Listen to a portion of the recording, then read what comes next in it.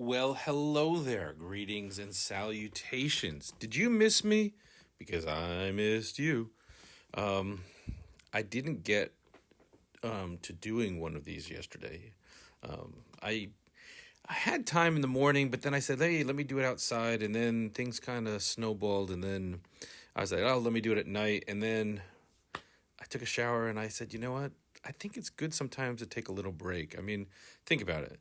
This is episode 29, and that means for the past 30 days, I've done 29 out of 30 podcasts. So, from that point of view, it's kind of like, wow, well, pat yourself on the back because you only took one day off. Now, granted, y'all ain't paying me to do this, and I ain't doing sponsorships, but it's something I do because if you've listened to any of these podcasts, it's like audible journaling for me, just kind of get things out there. B, maybe it'll help someone out there, like hearing what I'm going through and aligns and say, oh, thank you for saving for me from going through that pothole, because holy potholes, we got a lot of them. And then lastly, maybe you might say, hey, I've been through that. Let me reach out to Johnny and share some stuff with him because I think I could help iJohnni. So it's the trifecta. Win, win, win. Uh-oh. That was the peacock. Anyway, speaking of peacock, in an alternate universe somewhere, I don't know which timeline is it, 75369B or whatever. I am at 30 Rockefeller Center because I had this brilliant idea. Like, I'm a big fan of Saturday Night Live. And tonight's the last episode. And two things. First off, they've never ended the season with a cliffhanger.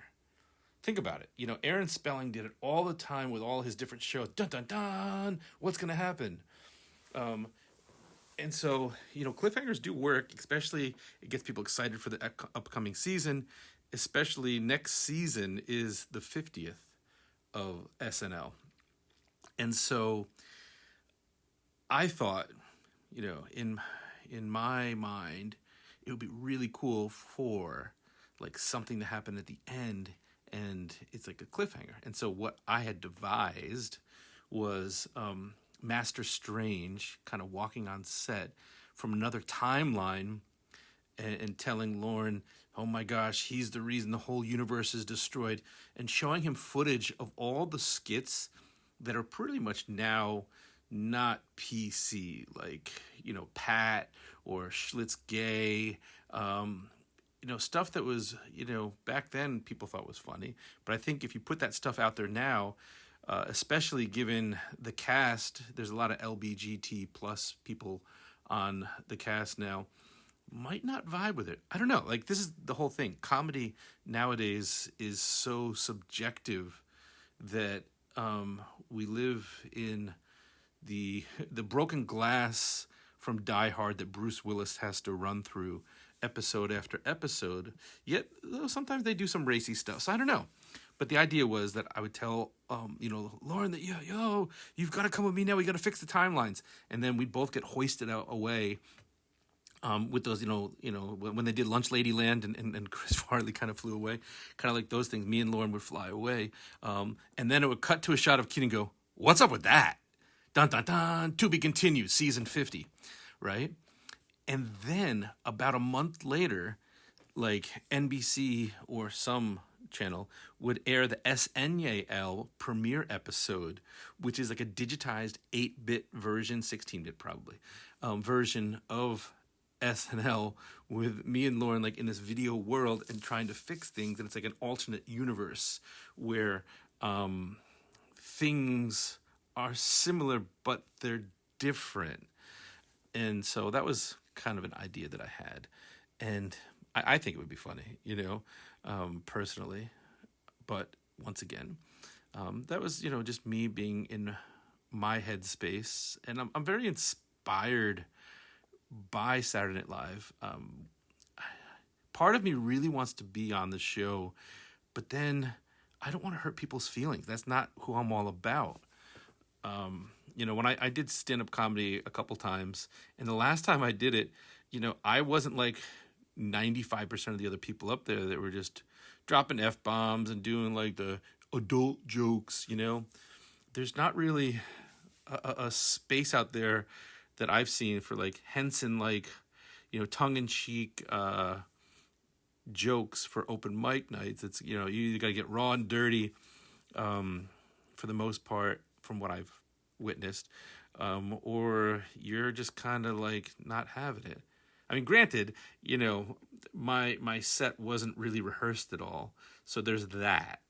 But even if it was rehearsed, I don't know. It seems like a lot of people, they knock the dad jokes, and they knock it to the point where it's almost like you tell a dad joke, and it's like, I've been around dudes that tell jokes, and then I tell my jokes, but they're like, womp womp. But it's like, I think it's funny, and I think there's people out there that think it's funny, but I guess I'm not hanging out with those people, which means maybe I need to change my social circles, which I think I'm in the process of evolving, because people a lot of the times don't seem to get me.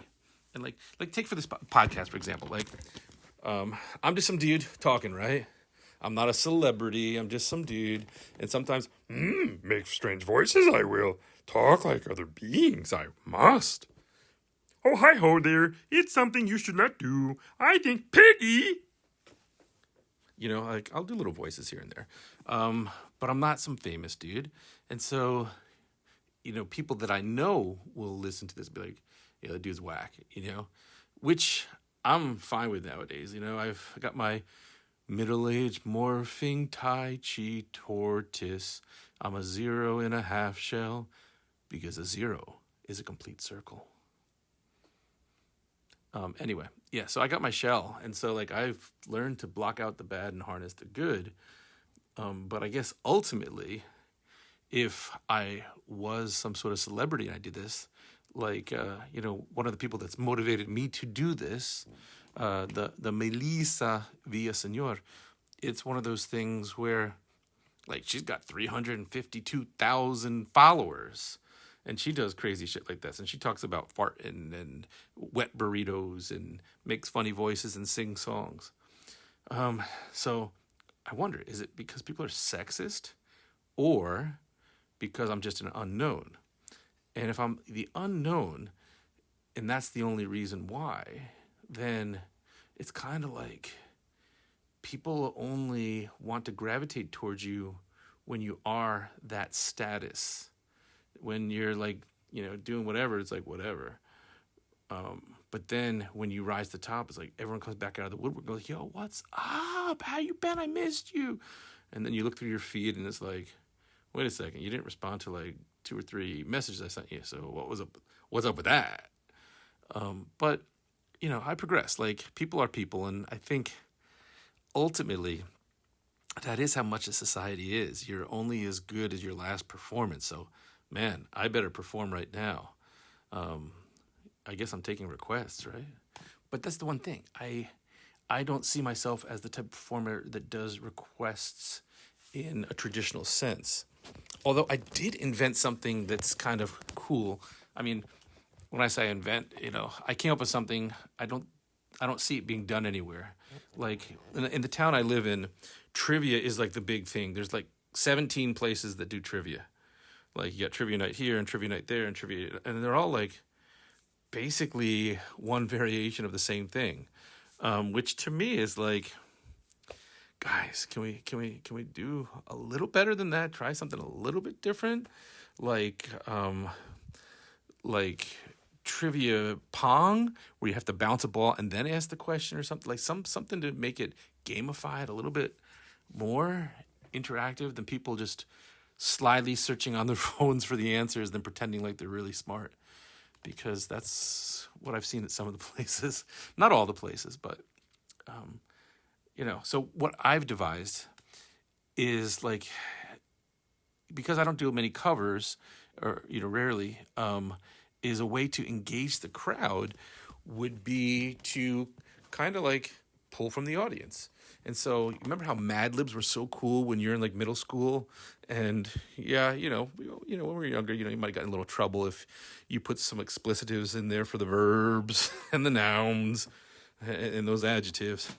But imagine if you went into a place where a dude was sitting behind a keyboard or with a guitar and there was papers on the table and it said, hey, Glad Libs. And people would put their information in there, drop it in my cup, and then depending on the amount of tip they gave me, they might get a bomb-ass diggity song. Like, that's Glad Libs. Like, so I'll give you an example of what it could be like. So it could be like a noun, an adjective, a verb, noun. So Steve crazily walked his shiny dog,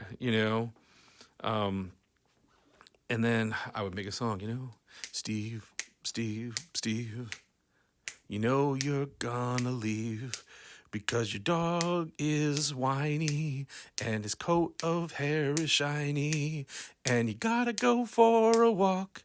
And although I really want to talk, you're crazily, crazily, crazily in love with your dog more than you are with human beings, which is why you dress them up in clothes and you put them in a baby carriage and take them to the mall with you because you're insecure. So something like that, That didn't end up turning into a glad lib. That turned into a sad lib. Because I seen that when I worked in Miami Beach. There'd be people that would literally bring their dogs into the store I worked in like little strollers. And I mean, I get it. That's tu niño es muy chiquito y es muy hermoso y oh, qué lindo. Por favor, tienes un vaso de agua para mis niños. Like they got a couple dogs in the basket. They want water now in the store because they need to feed their dogs, to get their dogs beverages. And hey, there's no judgment. And I'm actually starting to trip into something that I don't like to do, which is like coming down on people for doing stuff. And it's not that I'm coming down, but it's more so like people put more energy sometimes into their little circle of them, like me and my dog, me and my kid. But then the other people around them, it's like all men and women are created equal, but people get into their silos. And I've used that term before, silos. And I just think that silos could be, where the people put their missiles. In the area that I'm in right now, it seems like the cray-crays are coming out of the woodwork. Things are just happening in town that I've never heard of before. I'm not going to get into specifics because I really personally don't like to, be the news person that talks about all the gossip and stuff like that. Because A, I did not witness it. And B, I think discussing negative stuff brings more negative stuff. But I guess the reason I'm only bringing it up is that we don't really talk about, well, at least I don't hear a lot of the positives.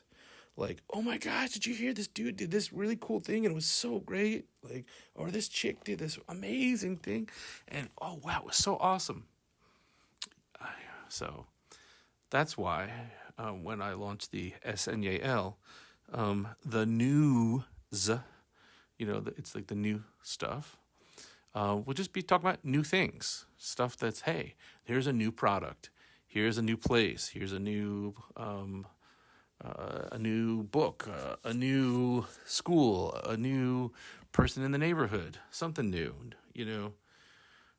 that to me is like a positive spin on the news. And that's why it's challenging for me to, as much as I love SNL, to want to be on there because like I don't want to be that dude that is making money making fun of people. And even if it's myself, which I'm totally cool with because hey, my dad told me when I was younger, like straight up, like you're funny, Johnny. but looks ain't everything. And, that kind of grew with me. Unfortunately, not every part grew with me. But I don't have a Pinocchio nose. So that's good. I don't like to tell the lies. I like to keep everything straight up out there. And I think that when I have to sugarcoat things and water it down for people, it's almost like they're not truly ready to embrace me and my honest perception or perspective, which is sad to itself because everyone's got the opinion about what Johnny should be doing this and Johnny should be doing that, but very rarely do I go out there and tell someone what they should be doing. Sometimes I will say, hey, did you ever think about this? And give them a point of view perspective thing. And then if I was, actually going to edit this, I would put the crickets in there. Cricket, cricket, cricket. They don't respond. Because ultimately what I have found is people just like to look in the mirror. And if you hold the mirror and then they see you holding the mirror and they see something they don't like, then all of a sudden they're not looking at the mirror anymore. They're looking at you saying, what are you doing to me? What are you trying? Why are you attacking me? But it's like, yo, sis, yo, bro, I'm just holding the mirror so you can see it clear because I love you and I see you going through stuff and you seem to be frustrated, but you're not breaking the cycle. So let me give you a different angle of the mirror. And people don't like that, which to me blows my mind. Like I definitely would like to get to another level of life, and I know that I can have some tweaks. The challenge is, A, the people giving me the advice aren't at the level of I want to be, so them giving me advice is just, A, not being in my shoes and not being in the other person's shoes that I want to be like or similar to. And a lot of times the advice is faithless. It's like, well, that'll never happen. You really need to do this, this, and this, and this. But I'm going to end it with a cliffhanger today. And tomorrow, Sunday Fun Day, I will show you how my pendulum swings in between the lines of DNA. I have a lot in common with the following people, and I will tell you more tomorrow. I have a lot in common with Ryan Reynolds, The Rock, Jim Carrey, Steve Jobs, Brad Pitt. Oh, there's more. But, isn't that enough to find out what Johnny has in common with those people? Dun, dun, dun. Stay tuned tomorrow for episode 30. 30 de mayo. Es muy gigante. Es 3 tiempos. Hasta luego, amigos. So that got it pretty good, right? See, once again, it's Johnny doing that voice, like, what the heck's going on? But if I get 352,000 followers, then it's like, oh, snap. And he does blacklight art and he sings. Oh, snap. And he raps. Dun, dun, dun. To be continued. Thank you all for listening to the Who the Heaven Is I podcast. In fact, I'm going to throw one out there for you. Question of the day that you can reach if you're on the Spotify.com, in the Spotify app, or you can just hit up the cool line at 650-383-7469. What's the craziest thing about you? And then the next question is, do you like yourself? Those are the two questions. What's the craziest thing about you? And do you like yourself? Thanks for listening. I will catch you all sometime between now and later. Well, you got to listen tomorrow to find out what I have in common with all those people, right? Like, it's almost like, this is being recorded 10:22 at night. So it's like, are you just going to hang around your RSS feed or your podcast app and sit there and wait for this next thing to drop because it's gonna be a doozy. Thank you, and hasta luego.